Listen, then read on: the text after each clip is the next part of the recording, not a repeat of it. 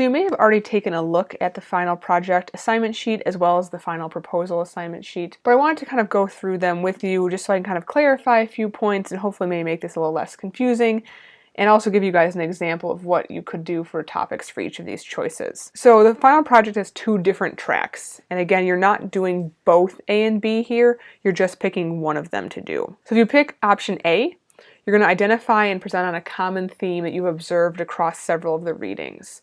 So for option A, we're really kind of starting with the literature and then expanding outward. For option B, you're selecting something from modern society. It doesn't have to be American society, it could be global, it could be affecting multiple countries at once, it could be happening in just another country, it could be happening in our own country here, whatever you want to kind of focus on just in the modern world. So it should be relatively current, an issue, event, a topic, a research study, findings, polls, current issue, controversy, event, any sort of kind of modern connection you want to make.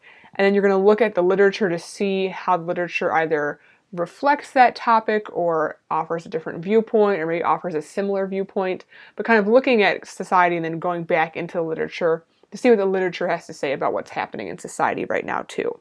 So the one is kind of going literature out, the other one's going out into the literature. You can do this as an individual, as a group partner, or as a 3-person group. And each presentation, regardless of how many people it has, will be doing these 5 things: defining the theme or that modern day event, or scenario is what I'm also calling it here, picking multiple readings that showcase that theme or modern day event, referencing those readings to support the theme or the event, using outside research to support your discussion, and then if you're doing option A, your last part of the assignment will be to connect your theme to something that's happening in contemporary society. So again, it could be similarly to what option B says, an event, a topic, something that's currently happening, either in America or somewhere in the world. And obviously if you're doing option B, that'd be kind of repetitive to have another event that you can compare it to. So in that case, I want you to think about another story or narrative type media. So that could be a book, a song, a TV episode, a film, a video game, comic book, podcast, anything that you kind of have read outside of this class or consumed in some way that is narrative based and could kind of be considered a text, and connecting it back to your modern day event and what you've been discussing with your literature. So that's the only place where we really kind of see a major difference between the 2 options. For both option B and for option A number 5, the gendered pay gap is going to be off limits. That's just because I kind of feel like it's too easy, it's a little too obvious to like connect something to the fact that women, studies have shown, often earn less than men, which changes of course if you consider race of the woman as well. So the only way I'd accept that topic is if you come up with a unique angle, or you want to kind of present it in a different way, or you're looking at a very specific aspect of it. So if you are kind of interested in doing that and you've got a unique way of approaching it, let me know, and then I can give it my approval, or we can kind of think about some other options. So if you're working as an individual, you're going to want to have 3 class readings. You're welcome to have more, but a minimum of 3. Partners looking for a minimum of 4. A 3-person group is looking for a minimum of 5.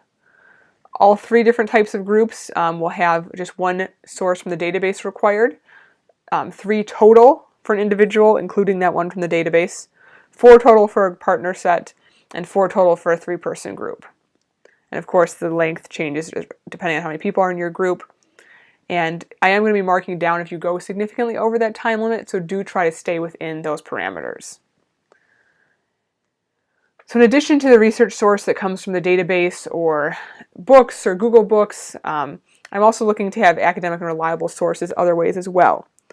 So that could be a reputable magazine like Time or Newsweek, a newspaper like the New York Times, the Washington Post, a broadcast news organization would be fine as well, a government, university, organization, or company website. So again, we're really just trying to avoid those .coms that aren't connected to reputable associations or organizations. If you do have a .com that you're interested in using, let me know so I can approve it. Obviously, if it's the NewYorkTimes.com, that is approved because it's from a reliable source. But anything else that may seem like it could be on the edge, run it past me and we'll kind of talk about it. Each presentation will have some kind of visual aid as part of it, so you've got different ways of doing that. You could make a presentation using PowerPoint or other presentation software, then have a separate audio file, so you'd be submitting 2 files to Blackboard. You could make a video, post it to YouTube, and then send me that link. And the video thus would be your kind of visual aid there. Or, which students actually worked really well last time I did this project, was a voiceover PowerPoint. It seemed to work pretty smoothly. It all uploaded to Blackboard just fine. I was able to hear what you had recorded for the audio. And all of you should have Office 365 for free through your Madani email account, so you'll have access to PowerPoint that way.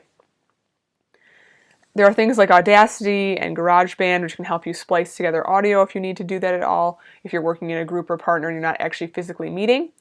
And again, if you're running into any technology trouble, I'll do my best to help you out, or if not, I can refer you to other resources or a help desk on campus. So if anything kind of gets stuck, you run into a snag, reach out and we'll do our best to solve that problem. And please make sure to also have a works cited slide at the end of your presentation. So breaking down kind of what we're looking at for the actual project, both will have an introduction, either option A or option B. Option A is going to be kind of very brief, like the intro paragraph of an essay, giving me your theme, briefly defining it, and kind of just letting us know what text you're going to be talking about, but then really going in detail once you get into the later sections of the presentation. For option B, you're going to spend a little bit more time working on the introduction because you actually want to describe your modern day event scenario connection in a little bit more detail here. So I kind of want to know the what, the where, the why, the how, and the when earlier on, so you can kind of move into the literature in the next sections. So you're going to have a bit of a longer introduction. That's totally fine and expected. You're both going to pick readings regardless of what option you pick that relate. And you're going to pick readings from different authors. So if you want to have 2 readings from one author, that's fine. But the third one and after the third one should be from different people. So at least 2 different authors. So if you're in a group of 3, you might have, 2 from Maya Angelou, and then you may bring in Zora Neale Hurston. Maybe you also bring in something from Sandra Cisneros, or one of our other short stories, or bring in something from Adichie or Wolf. So just making sure you're having a diverse array of authors. You can blend genres if you want to do some poems, some short stories, a novel. If you just want to look at poems, that's all fine. Whatever kind of combination you want to do there works. And also, if you're kind of finding that 1 or 2 texts are really strongly showing your theme and you want to focus more on those, that's also fine. It doesn't necessarily have to be like each one gets equal weight, but they should all relate in some way, and you should spend a decent amount of time at least touching on each one. But if you really have 1 or 2 that are the focus, that's totally fine. And then when you kind of get to A and B for number 3, you want to kind of actually bring in those readings and actually refer to direct quotations, direct moments from the texts, paraphrases, summaries. But I do want to actually see some direct quotations.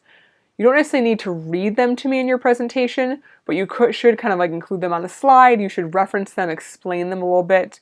So I do want to kind of send them that direct textual evidence to support your theme, to show how the works are showing that theme, or to draw connections between the current event that you've picked and the literature that you're looking at.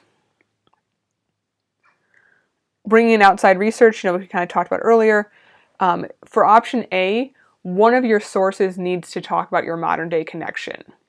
So one of your research sources should actually be talking about the current events you're connecting to your theme. So you're actually kind of grounding it in reality rather than just things you've heard or things you've kind of observed yourself. For option B, you're going to want to make sure you have at least one source that also talks about your modern day connection, that is establishing your whole presentation. So that's probably going to come earlier in the presentation for you than for option A, people. You're more than welcome to have multiple sources talk about that, but you also, for option A or option B, might have some sources that talk about the literature or analyze the literature, or bring in some other fact that's going to support your discussion. We kind of already talked about option A and option B for number 5 earlier on. And then the only other addition is to kind of offer some sort of conclusion. So don't just trail off at the end. Give us a few sentences or more if you need it to sort of wrap up. Focus on the so what of your presentation. Give us some of that significance. And again, if you've got any questions or concerns, please feel free to reach out. I also briefly want to talk about the final presentation proposal. So we do on Monday, April 8th at 11:59 p.m. So the proposal is going to have 2 parts.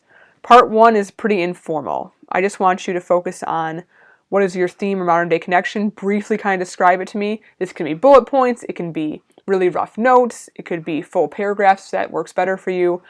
it can just be a few sentences. I'm not like looking for a whole essay written in these boxes. Which readings do you plan to include? So again, you can just list which ones you're thinking.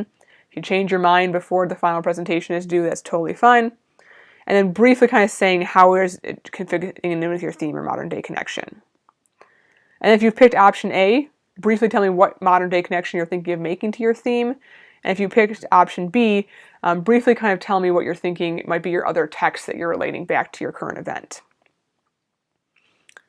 And if you're presenting with a partner in a group of 3, you only need to turn in one proposal and annotated bibliography. So just please make sure all of your names are on it, and then you'll be getting kind of the same number of points regardless. So for the actual part 2 then, you're going to be creating an annotated bibliography for your research sources. So an individual will have 3 entries here. A partner in a group of 3 will have 4 entries here. So what an annotated bib is, if you've never done one before, is essentially it is a works cited entry, that MLA entry, with kind of a summary underneath it. And different people might have different expectations, but for me, I'm kind of keeping it basic. I'm looking for a minimum of 5 sentences for each annotation. And my example here kind of shows what that might look like.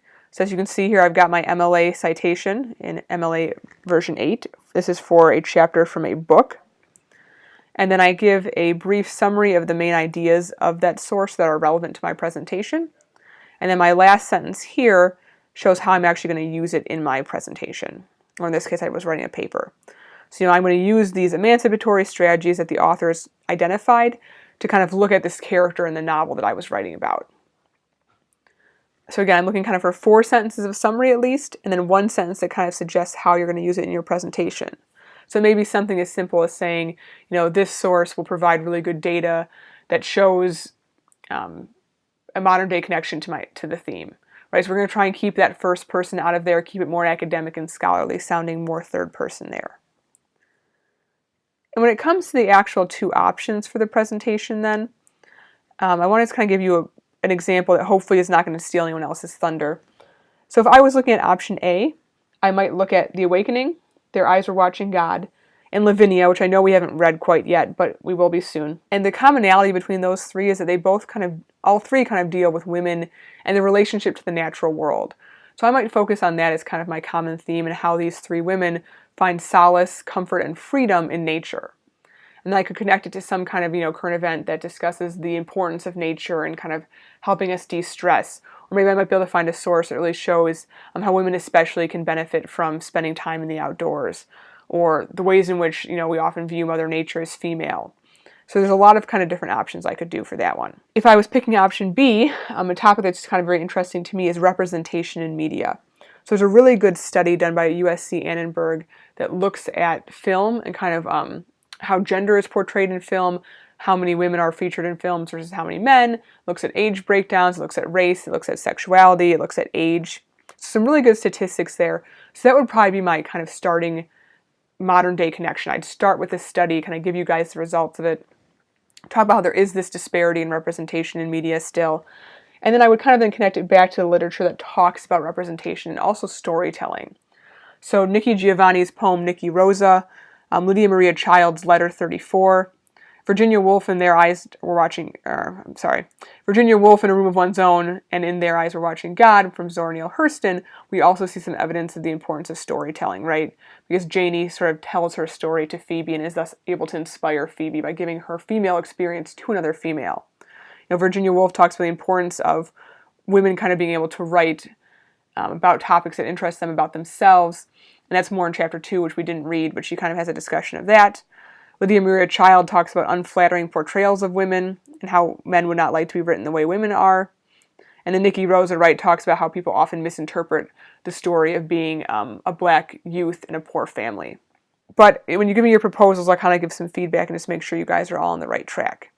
And again, if you have any questions or concerns, feel free to shoot me an email, and I'm happy to kind of address those as they come up. Good luck!